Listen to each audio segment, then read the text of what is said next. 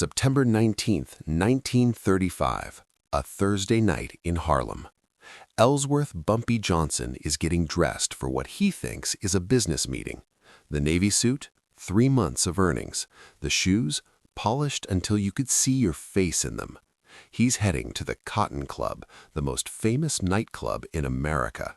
In 3 weeks, that club will be on its knees begging for mercy. But tonight, Bumpy doesn't even know he's about to start a war.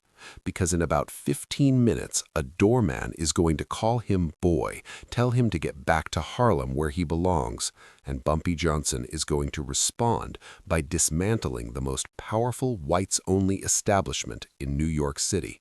Not with a gun, not with his fists, with something way more dangerous. Here's what you need to understand about the Cotton Club. It was in Harlem, West 142nd Street, right in the middle of a black neighborhood. The musicians were black, the waiters were black, the cooks were black, but the customers were exclusively white. This was white businessmen coming to a black neighborhood using black talent and then putting up a sign that said "Blacks Not Allowed." So when Bumpy Johnson, one of the most powerful gangsters in Harlem, walked up to that door, invited by a businessman named Jacob Weinstein, he wasn't crashing anything. He was supposed to be there. But the doorman blocked him and said, "Where you think you're going, boy? This club is for white patrons only. Get back to Harlem where you belong." Now here's where most gangsters would have pulled a gun. Bumpy Johnson carried one. He'd used it before. But Bumpy did something that required way more control than violence. He smiled. Then he walked away, calm, dignified, while white patrons laughed.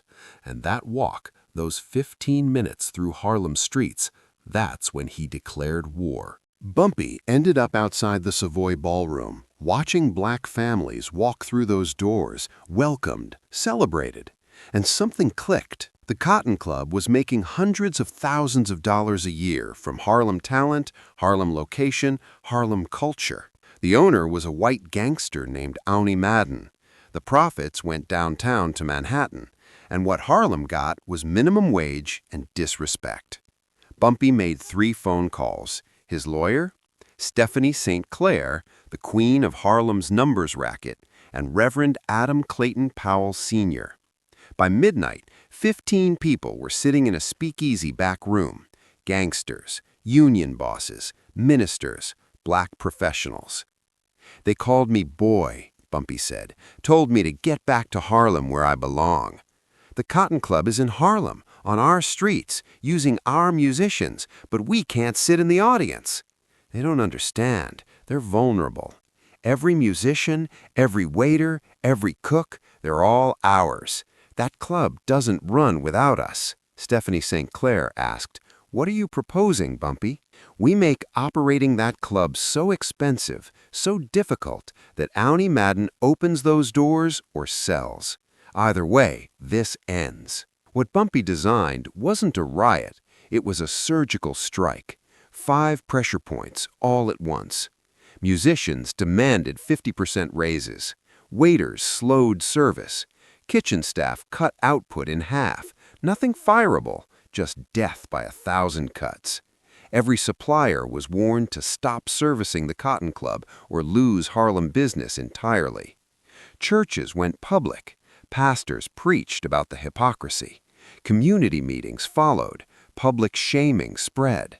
Inspectors suddenly appeared everywhere. Health violations, fire code issues, liquor license delays. And alternative venues were funded, places that welcomed black patrons and paid musicians better. 5 attacks, simultaneous, coordinated. This wasn't a street fight. This was economic warfare, and it launched Monday, September 23rd. It started with Duke Ellington, the Cotton Club's biggest star. "I want a 50% increase for my band," he said. "Better conditions and respect." Management reminded him of his contract. Duke replied calmly, "Contracts can be broken. I've received 3 offers, each paying more than you do." That wasn't a bluff. Bumpy had lined up real offers, real money, and Duke had been humiliated by this club for years. He was ready to walk. Then everything else hit at once. Kitchen orders that once took 20 minutes took 45. Waiters made constant mistakes. Suppliers had delays. Health inspectors found violations. Fire marshals demanded new exits. The liquor license was questioned. Costs rose, profits fell. Auntie Madden realized this wasn't coincidence. When told it was Bumpy Johnson, his first thought was violence.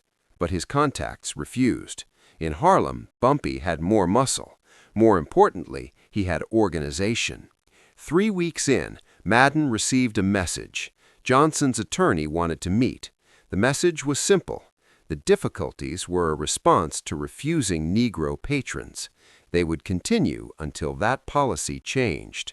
Madden threatened violence. The response was calm. The campaign would intensify, and the Cotton Club was not worth dying over. On October 15, 1935, Auntie Madden issued a statement announcing the Cotton Club would welcome patrons regardless of race. Nobody believed it, so they tested it. On October 18th, 8 well-dressed black professionals walked up to the entrance. The same doorman who had called Bumpy boy 3 weeks earlier opened the door. They were seated, served, respected. And when Duke Ellington took the stage, for the first time in Cotton Club history, black people sat in the audience watching a black artist perform black music in a black neighborhood. 3 weeks, from insult to integration. Within 6 months, a dozen other Harlem establishments dropped their whites-only policies. Some voluntarily, others got the Bumpy Johnson treatment. And the tactics Bumpy pioneered became the blueprint for civil rights activism for the next 30 years. Labor organization, economic pressure, community mobilization, targeted disruption. The Montgomery bus boycott, lunch counter sit-ins, selective buying campaigns. Same strategy. Bumpy Johnson never became a civil rights hero. He was still a gangster. But on September 19, 1935, when a doorman told him to get back to Harlem where he belonged, Bumpy took Harlem back. Power isn't always loud. It isn't always immediate. Sometimes the most devastating response to an insult is silence, the quiet walk away, the patient gathering of allies, the systematic application of pressure until discrimination becomes too expensive to maintain. Violence is easy. Violence is quick. Organization is harder. Patience is harder. But strategic pressure applied over weeks and months breaks institutions, changes neighborhoods, changes cities, changes nations. The doorman's insult took 15 seconds.